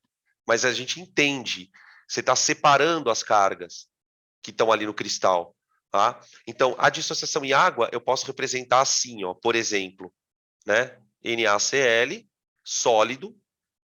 Então, quando você escreve isso, você já está dizendo, olha, é o cristal, isso daí é o cristal.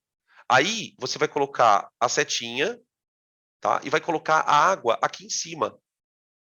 Geralmente, a gente coloca a água aqui em cima, por quê? Porque ela não está reagindo com o sal. O sal continua sal, ele só está separado os íons. Então, a água ela é um agente, ele é um solvente. Ela não é um reagente. Percebem isso? Então, eu coloco ela em cima da setinha. E aí, do outro lado, eu escrevo os íons, mostrando as cargas e dizendo que eles estão separados na água. Olha lá, eu escrevo assim, tá?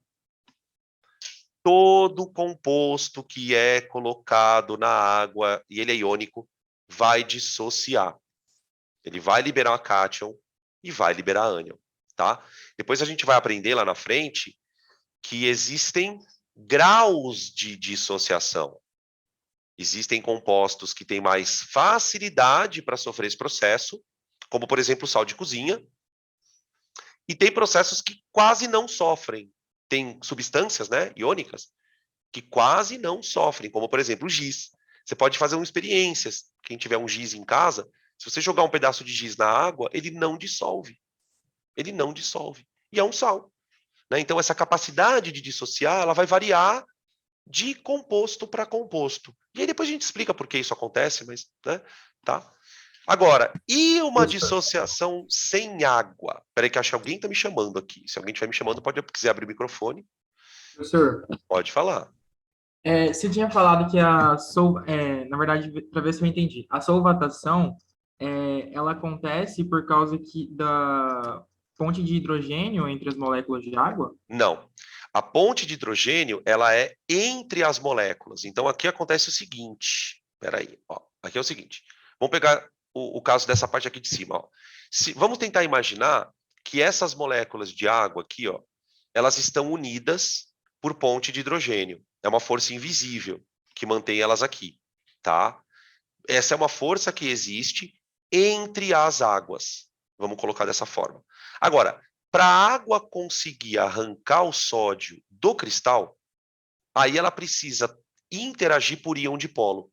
Então, na verdade, o que está acontecendo aqui é o seguinte: eu tenho duas interações moleculares aqui nesse desenho. Entre as águas, eu tenho ponte de hidrogênio aqui. E entre a água e o cátion, eu tenho íon dipolo, tá? E a mesma coisa vale para o cloro aqui embaixo. Tipo, entre as águas, aqui, ó, eu tenho ponte de hidrogênio. Agora, se eu pegar uma água e olhar para o cloro, aí eu tenho uma íon dipolo, tá? E uma outra coisa que eu queria colocar em cima da tua pergunta, daí se faltar alguma coisa você me fala aqui. Observa um outro detalhe nesse desenho. Quando a água está solvatando o sódio, ela está alinhada de um jeito. Quando a água está solvatando o cloro, ela está alinhada de outro jeito. Alguém sabe me explicar por que isso acontece? Né? Não sei se vocês tinham atentado para isso no desenho. Né? Tipo, os hidrogênios, eles solvatam o cloro. E o oxigênio, que é o vermelhinho, ele solvata o sódio. Né? Por que isso está acontecendo? Deixa eu ver aqui, então. Por causa dos polos, exatamente. O pessoal está falando aqui. Tem a ver com a polaridade da água, né? A água ela tem uma região negativa, que é o oxigênio. Essa região negativa é atraída pelo sódio. É o dipolo da água, né? Para quem lembra. E o hidrogênio é a parte positiva da água, que vai alinhar com o cloro. Então é muito louco perceber que nesse caso, nessa situação que eu estou contando para vocês, tem íon dipolo. A ponte de hidrogênio, aí falando da pergunta que você fez agora, a ponte de hidrogênio é entre as águas. Então, quais são os dois tipos de forças que eu tenho aqui? Ponte de hidrogênio, né? E íon dipolo. Tá? E agora que eu estava falando, me ocorreu uma outra coisa na cabeça. Puta, eu vou falando e vai vindo as coisas na cabeça, gente, perdão. Olha que interessante isso que eu vou contar para vocês perceberem como uma coisa encaixa na outra. Vocês devem lembrar que quando você põe sal na água, o ponto de ebulição dela aumenta. Vocês lembram dessa história? A água ferve a 100 graus, mas se eu colocar sal, ela ferve a 103. Ou mais. Vocês lembram que isso se chama propriedade coligativa? Agora você vai saber me explicar por que isso acontece. Por que quando eu ponho sal na água, o ponto de ebulição aumenta? Está explicado. Quando você põe sal na água, as moléculas de água começam a se agarrar no sal, nos íons, por causa da interação íon-dipolo. E aí, aquilo que já era difícil acontecer, por causa da ponte de hidrogênio, que é a água ferver, né? Fica mais difícil, porque além das pontes de hidrogênio, você tem um acréscimo de interações. Agora, as partículas de sal também passam a atrair as moléculas de água, o que vai dificultar as moléculas a escaparem para o estado de gás. Então faz muito sentido isso. Você põe sal, as moléculas ficam mais presas uma na outra, porque você está colocando um composto iônico, então você está acrescentando ali uma outra interação molecular, que é a interação íon-dipolo, e isso vai causar, então, um aumento do ponto de ebulição da água, que é o que a gente vai chamar depois de ebulioscopia. O aumento do ponto de ebulição da água é chamado de ebulioscopia. Então, conectando as coisas, já estamos lá na aula de propriedade coligativa, só para puxar aqui esse conceito. Tá? Só numa aula de ligação iônica a gente já estuda um monte de coisa. Tá? Dá para falar de força intermolecular, dá para falar de propriedade coligativa, né? E para quem lembrar mais a fundo, vai lembrar também que quanto mais sal você puser na água, mais o ponto de ebulição aumenta. Então agora faz sentido. Né? Por que se eu ponho muito sal na água, o ponto de ebulição aumenta muito? Porque tem muita interação íon-dipolo. Cada íon que você põe na água é uma interação íon-dipolo a mais. Põe mais um íon, é uma outra interação íon-dipolo. E assim por diante. Tá? Beleza? Se ficou faltando alguma coisa na tua pergunta, você pode abrir o microfone de novo, tá? Eu respondo, sem problema. E aí, para encerrar, então, enquanto isso, como é que eu escrevo a dissociação sem água? Opa, peraí, Dan. Dissociação sem água? Como é que você vai separar os íons sem água? Você vai derreter. Fusão. Fusão. Alguém aqui já viu sal líquido? Nem responde. Porque é pegadinha. Quem respondeu, eu vou dizer que está mentindo. O que você pode ter visto é sal dissolvido em água. Agora, sal líquido você nunca viu. Eu tenho certeza. Por quê? Porque para você ter sal líquido, vamos falar do cloreto de sódio, vai, para não ir muito longe, você precisaria de aquecer ele a 1000 graus. A chama do fogão da tua cozinha não chega nem a 500 graus. Então você não vai conseguir derreter um sal no fogão da cozinha. Mas eu consigo derreter composto iônico sim, com temperaturas altíssimas, né? E aí o que acontece nesse caso? O cristal quebra também. também, só que não por causa da água, por causa da energia. Você aquece tanto o composto, você dá tanto calor, e vocês devem lembrar que calor, quando uma molécula absorve calor, ela se agita, não é? Então, se você começa a dar muita energia para o cristal iônico, chega uma hora que os íons começam a se mexer tanto dentro do cristal que a ligação iônica quebra. Ela quebra. E aí o composto dissocia. Né? E aí eu tenho isso aqui então, ó. Como é que eu vou escrever? NaCl. Olha como é parecido, ó. Você não vai fazer nenhuma menção à água.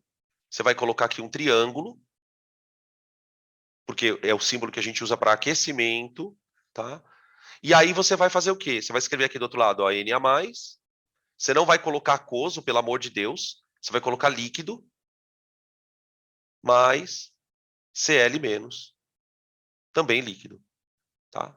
Beleza? Essas são as duas dissociações que a gente pode fazer. A primeira, o termo dissociação, gente, a gente usa mais para o primeiro caso, tá? Quando a dissociação é sem água, a gente usa mais o termo fusão, tá? Acho melhor usar o termo mais correto, tá bom? Aqui alguém tinha feito uma pergunta que é bem legal. Peraí, deixa eu abrir o chat aqui.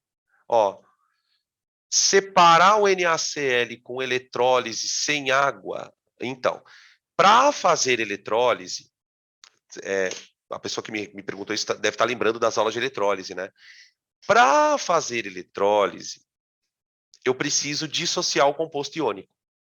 Para eu fazer eletrólise de um sal, ele precisa estar dissociado. Não importa quem seja. Então, por isso que, se vocês lembrarem da aula de eletrólise, você deve lembrar que existem dois tipos de eletrólise. Uma eletrólise chamada de ígnea, que é a eletrólise onde você derrete o sal para depois fazer a eletrólise dele. Essa é a eletrólise ígnea. E aí você tem uma outra eletrólise, que é a eletrólise aquosa, onde você põe o sal na água para dissociar. Então, por que eu tenho dois tipos de eletrólise? Porque eu preciso que o sal esteja dissociado para que ele possa, aí sim, sofrer a eletrólise. Tá? A dissociação, ela não é a eletrólise propriamente dita. Eu primeiro dissocio em Na+, Cl-. Aí o Na+ vai para o cátodo, sofre redução. O Cl- vai para o ânodo, aí ele sofre oxidação, né? Por isso que você precisa estar com o íon separado. Agora faz sentido, né? Na eletrólise. Por que eu tenho que estar com o íon separado? Para que ele vá um para um lado e outro para o outro. O cátion vai para o cátodo e o ânion vai para o ânodo. Então, se você tentar fazer eletrólise com sal sólido, não acontece, porque os íons não conseguem migrar. Então, é muito louco essa questão da liberação de íons, né? Porque tem várias aplicações. Depois a gente vai falar de dupla troca, enfim, tá? Tudo bem? Perguntas, crianças? Opa, perdão aqui. Tranquilo? Nenhuma questions? Então, a gente vai encerrando por aqui a nossa teoria, tá? A gente fechou a parte de ligações iônicas. E aí, na próxima aula, a gente entra com os exercícios, tá? Tem bastante questões, acho que tem umas 10 questões ali de ligação iônica, e algumas das questões também falando sobre octeto. Então, como a gente tem pouco tempo de aula, eu não vou conseguir terminar todas, então, conforme eu havia dito, né? A gente termina na próxima aula. Tudo bem, crianças? Belezinha?